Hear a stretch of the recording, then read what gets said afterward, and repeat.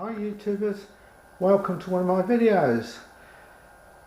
Got a small project on the go and I'm not sure whether it's going to be any good or not. Right, the 12-volt express motorhome I have has got a fridge in it and it works on 12 volt when the engine's running, and it works perfectly well on 12 volt and 230 volt. But sometime in its history it's had a serious gas problem, and the gas line has been removed from the van and also the gas fittings, etc. So it only works on electric. The problem is it's 100 watt rated, so when you're driving along it's not too bad. 100 watts, 10 amps, something like that, went from the battery all the time, but the alternator charging the battery. But I've seen it in the charity shop when I visited one of my friends. I pop into the charity shop in the village and they had this chill box for £5, fully working, fully electrically tested, things like that.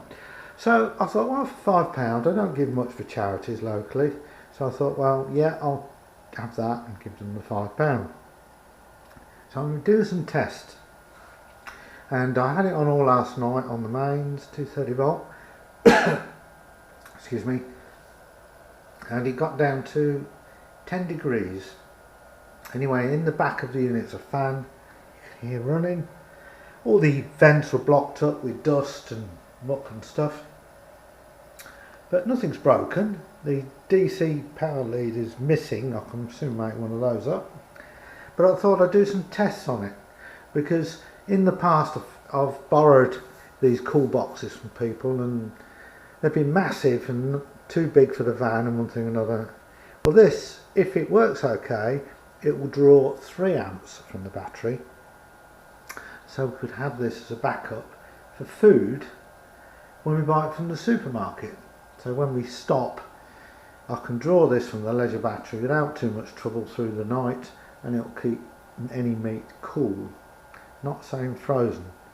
So what I've done, I've set up two temperature gauges. This one, inside this little fridge thing is a glass of water, and in the water I put a temperature probe. That's reading 12.2 degrees, and the other one is in the bottom, just laying in the bottom of the unit. It's reading 9.1. Now I switched it on at 10 past 10 this morning, and here's the temperature readings on the unit. So it's now, well, at 11:15 the water temperature was 13.7 degrees C, and the temperature at the bottom of the unit inside was 9.8. The time is now 20 to 12, so that's 11:40, and this is the temperature it's reading now, 12.2 and 9.1. So I'll just make a note of that. Okay, just put a note in.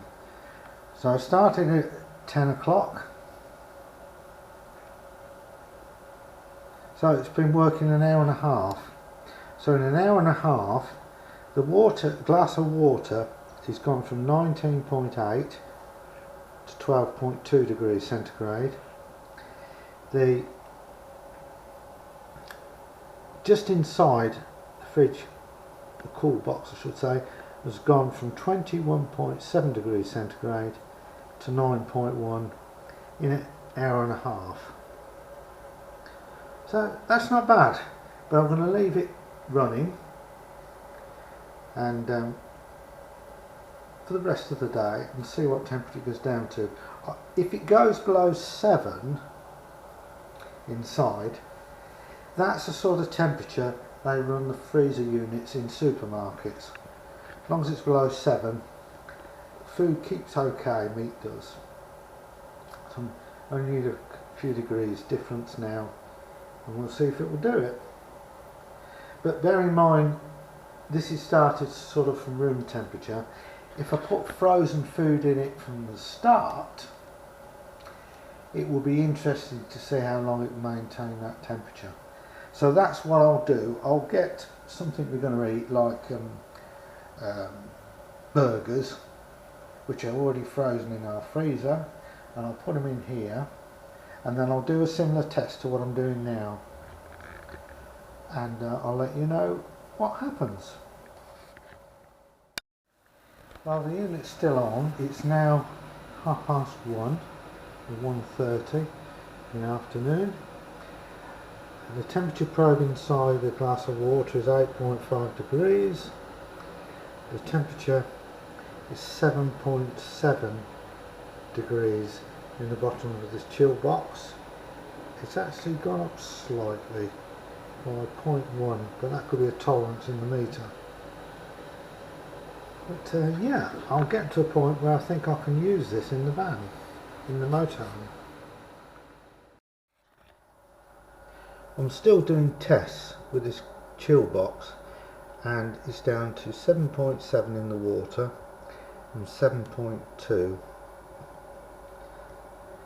So, and how I've got it down even further is by covering the unit in a towel, a thick towel, but left back open where the hot air comes in. And if I put my hand like up the skirt in the towel, the walls of the freezer box are cold to touch, which is telling me the insulation from the inner wall to the outer wall is not very good. So with extra insulation on the case, you can feel the cold actually through the towel. So with a really good thermal insulation on the case of these cool boxes, you can get them really low in temperature. But I'll carry on with my tests. Okay, YouTubers, right, I'm going to do a conclusion to do with the cool box. Let's get the towel off of it.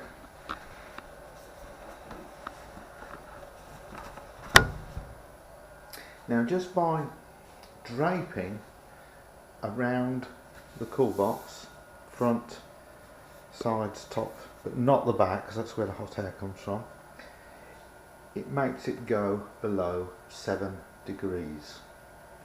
It just proves that the wall thickness of the cool box and the insulation material against the cold and the warm is not man enough for the job. So I'm considering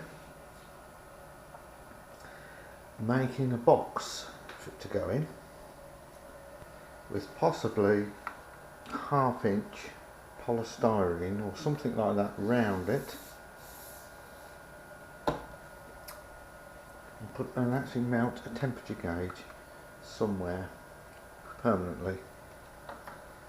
And yeah, for £5 from the charity shop, it's a good buy, and it's fun to do this sort of test. It's such a simple test. And if you do get one of those second hand, first thing you've got to do is clear the fan out, because it obviously sucks dust in, and the dust gets on the fan blades, reducing the efficiency. I checked how much airflow with this anemometer, and it vastly improved once I cleaned the blades. And you also need the finned heat sink inside, you need to clean that. So in conclusion, yes, it will do the job. And oh, I better open the front so you can see how much room there is inside. Let's do that. I've got a bit of tape because of the cables holding the door. And there you have it. I can put my hand, it's a hand depth in. Height wise, it's past my wrist. Width wise, it's about a hand as well. And this cost me £5. So, really chuffed with that. Please subscribe and like, comments welcome, and keep an eye out for my future videos. Bye!